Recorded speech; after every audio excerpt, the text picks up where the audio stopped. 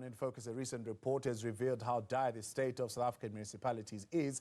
It revealed that a third of the country's 257 municipalities were in severe financial distress, with 43 of them qualifying to fall under administration under the Constitution. While the numbers may sound interesting, it is the impact on residents and ratepayers that most often goes unquantified. Joining us now to discuss the urgent intervention that can be taken to avoid total economic collapse in distressed municipalities is South African Cities Network Program Manager for Well-Governed City, Danga Mughogho. Danga, good evening, and thank you very much for your time and joining us tonight here on In Focus. The DG at Treasury saying that of the 257 municipalities in the country, about 170 are in financial distress. Your own report says 1 in 5 people in Joburg and Cape Town live in informal housing. That's what your report says. Is there correlation between what Treasury is reporting and what you have found in your report? Thank you for having me, and good to your listeners. There is a correlation, but maybe I should say at a very high level. What we focus on at the South African Cities Network, we focus on the metros and Sunduzi, so the bigger cities in the country. And the report which came out today and has been widely reported, and of course it is in fact shocking, but I think it would be fair to say that the situation we see in the metros is not the same as we see in many of the failing municipalities that are pointed out in that report. It's worth pointing out that our metros, from a financial perspective, are definitely not in the same sort of situation that many of those municipalities are pointed out in the report as being, which is where they find themselves unable to provide basic services to the residents within their areas, as well as to meet some of the more ambitious policy goals that we have in our urban policy. Yeah. So what would be the explanation then for what you are seeing? There are more people in informal settings in metros like the metro in Johannesburg and the metro in Cape Town than what you would find, for example, in the Eastern Cape. Yes, no, that is a good question. Indeed, informality as well as urbanization have been the overwhelming trends that we see over the past 10, 20 years or so since 1994. And clearly what is happening is that people are coming to cities, as they do around the world, in search of opportunities. So people come from rural areas, they come from smaller cities to the big cities, the metros that we see this influx into. And typically when people come, they are coming in search of opportunities, so they don't necessarily have a lot when they arrive. And very often they'll settle, therefore, in informal settlements where they are able to settle. The challenge really, from a city perspective, is that those informal settlements may not necessarily be planned. So one of the things that cities do is they provide bulk infrastructure, which is the infrastructure that allows for electricity, for water to be provided to residents. And you can imagine if an informal settlement springs up in a particular area where that planning had not taken place, then clearly the informal settlement finds itself in a situation where it doesn't necessarily have those basic services to begin with. The other thing that's worth pointing out, though, is to say that this is not something, and we have a tension with informality. I think we should also be aware that people are coming in search of opportunity, and informality is not necessarily a blight on the landscape, as very often some commentators will point it out. People naturally come to a place where they're close to the city and where it makes sense. So, for example, historically, people would have come to Alexandra and settled because Sandton is close by and there are opportunities and jobs there. So the challenge really is to say, how do we, capacitate cities? How do we provide them, or how do cities, get enough finances in order to be able to upgrade those informal settlements? And there is, in fact, money that comes from National Treasury for that purpose. But it still is an ongoing challenge, and that is why we continue to see informality in our cities. Yeah. Informality you're seeing in big cities, but you're saying, for example, Nelson Mandela Bay, which was also under the microscope in this report, had the smallest percentage of people in informal housing, 6.1% of its 1.2 million residents, but the highest level of unemployment in 2020. To what do you attribute that? Well, that's a good question.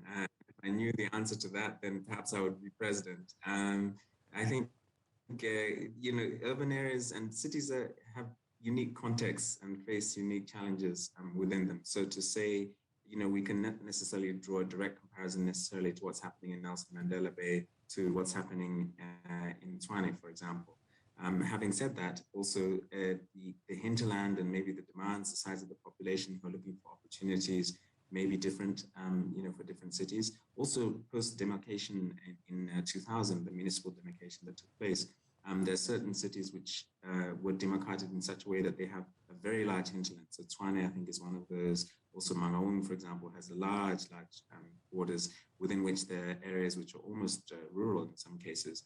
And that then has an impact on what patterns you see in terms of settlement patterns, how much informality there is. But also, I think it's worth pointing out that the unemployment rate is very much tied to the opportunities that exist in the city, number one, but also the general economy, the state of the economy. And as we know, since 2008 or so, the economy has not been growing at the rate that we would like to see in order for jobs to be created. And the impact of that joblessness, of the lack of job, precisely to look for opportunities. Yeah. There are two cities, you say, that have focused on the local economic development, including city-facilitated employment. And in your report, you're saying these two cities have seen the most stability in terms of politics, as well as in terms of investor confidence. To what degree? Thank you for that point. And in fact, the report that was coming out of Treasury as well, the comments coming from Treasury, the Director General, were pointing out to the importance of political stability in our municipalities. It doesn't matter what the size of the municipality may be, that if there's stability within the political realm in that municipality, the chances are that the administration, or the people who sit in the municipal building and actually do the work, are able to do their jobs with less interference. Once you get political instability, it tends to have a knock-on effect within the administration, and that results in delays, for example, in budgeting processes, delays in supply chain management processes, which are the way in which the city does its work. So you would have to commission an engineer to fix infrastructure, for example, to construct new infrastructure. And where there's political instability, there's political bickering, as we saw in the coalition government since 2016, tends to have a knock-on effect in terms of the delivery of services to the residents of that municipality.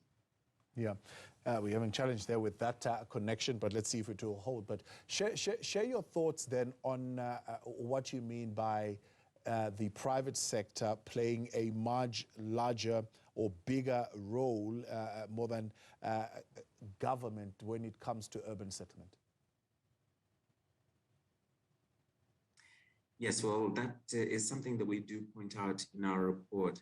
And one of the visions, or one of the goals of developmental local government, as the local government white paper stated in 1998, was that while, of course, the state is tasked with basic service delivery and providing free basic services to those members of the population who are not able to have those services, on the other hand, the thinking was very clear that government can't do everything. So government can, to a certain extent, provide for the indigent and those who are not able to afford services, but also, most importantly, in terms of job creation. Government doesn't actually create jobs. The thinking is that government creates an enabling environment within which the private sector can flourish and hire people, but also that entrepreneurs are able to start businesses of whatever size, whatever scale, and also employ people within the municipal boundaries. And so in our report, we focused on what we call the all of society approach. And we looked at the extent to which this approach, by which government provides this enabling environment, engages with the private sector around their needs and what would make for a conducive environment for businesses I've just described to take place.